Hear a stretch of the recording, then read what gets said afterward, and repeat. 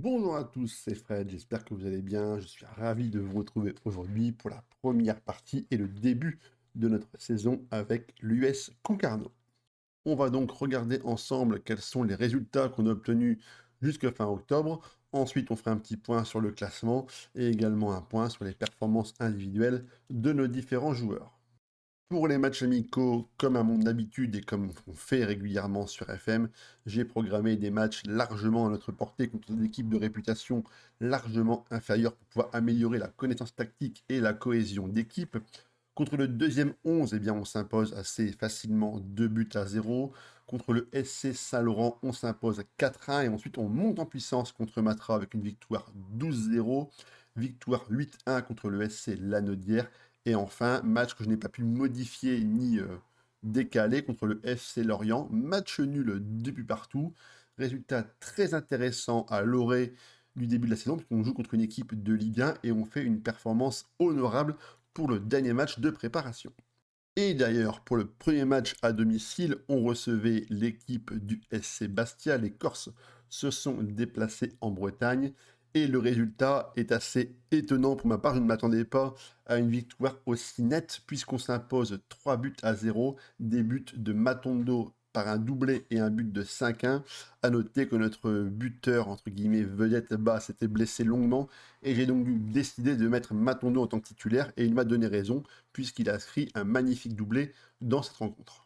Pour le premier but, tout démarre du côté droit et une passe du coup du latéral droit vers Matondo qui contrôle parfaitement la balle et qui vient crucifier dans le petit filet opposé le gardien Fabri.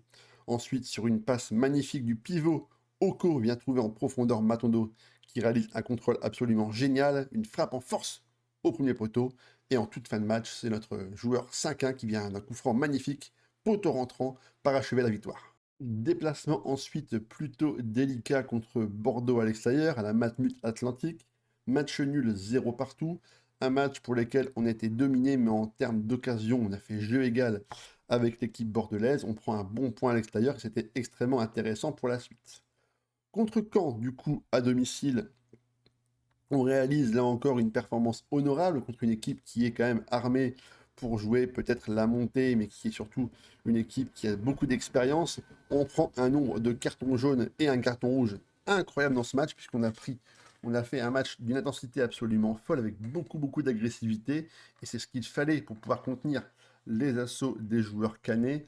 On prend un point à la maison, et pour un début de saison, affronter Bastia, Bordeaux et Caen, c'était pas si simple. Pour le moment, on s'en sort pas trop mal. Contre le Paris FC, par contre, défaite à l'extérieur, 3 buts à 2. Un match où on a réussi à marquer 2 buts quand même. Je ne sais pas vraiment comment on avait réussi à revenir au score après avoir été mené 2-0.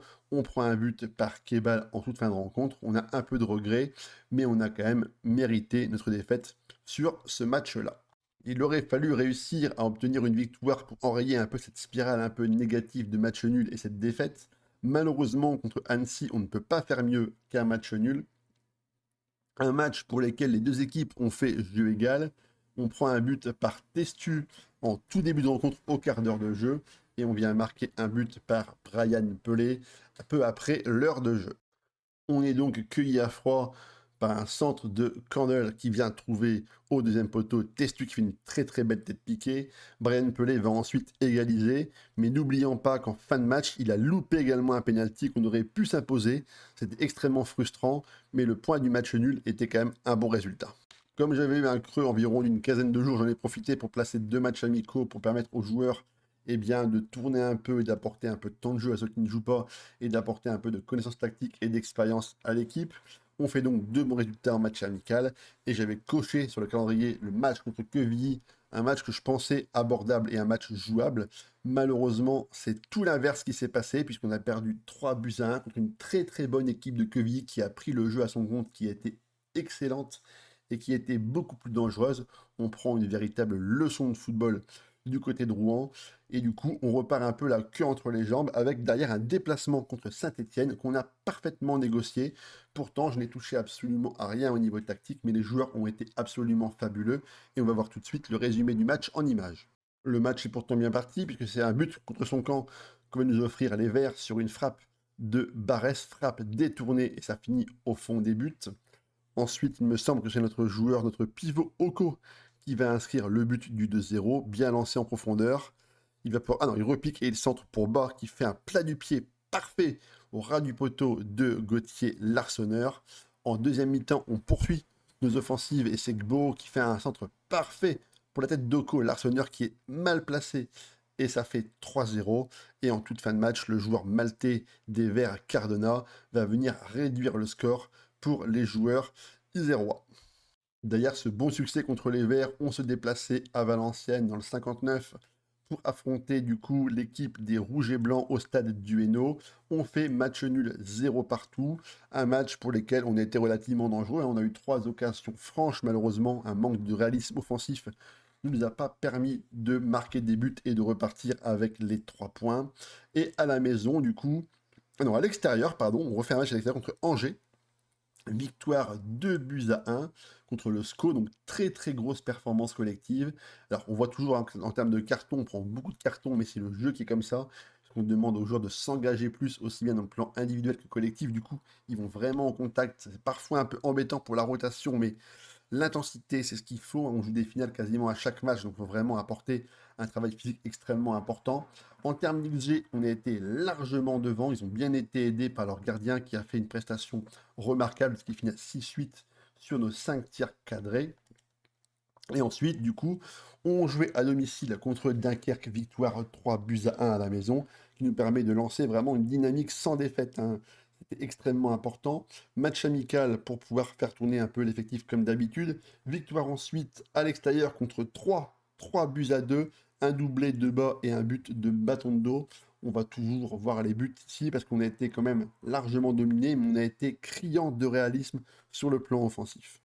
Tout avait pourtant un mal démarré puisqu'on encaisse un but par Illich aux alentours de la 20e minute de jeu, très bien décalé par Saïd. Il vient crucifier Salès à bout portant. Et ensuite, nos joueurs se sont réveillés. Ndombassi, côté droit, qui va faire une accélération terrible et qui va pouvoir centrer au ras du poteau pour Bord qui vient glisser entre les défenseurs centraux et placer un plat du pied. Et ensuite, en deuxième mi-temps, enfin, fin de première mi-temps, pardon, en deuxième mi-temps, pardon, Barès qui lance bas, très bon contrôle de la poitrine et qui vient tromper le gardien Alemdar. 2-1 pour nous.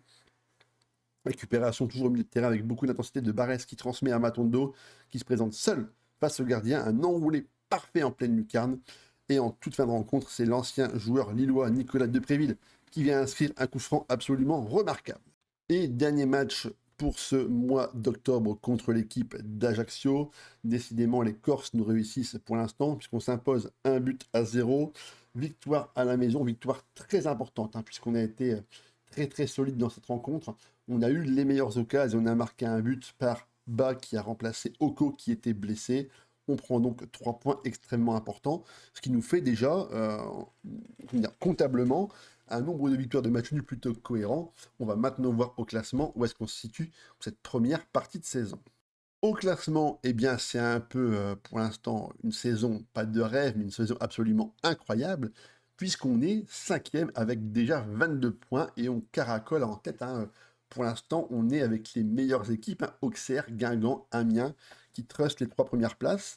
On réalise pour l'instant un début de saison parfait. Attention quand même, tout de même, à ne pas prendre trop la confiance et à rester humble dans notre jeu. J'ai quand même bon espoir de maintenir un certain rythme et d'obtenir des bons résultats. On va dire que le maintien n'est pas forcément acquis, mais c'est en très bonne voie. Il va donc falloir maintenant réussir à assurer l'essentiel en deuxième partie de saison. Et aussi, la Coupe de France va bientôt arriver. Peut-être qu'on va pouvoir vivre certaines émotions en Coupe de France, en tout cas je l'espère, pour les joueurs et pour les supporters.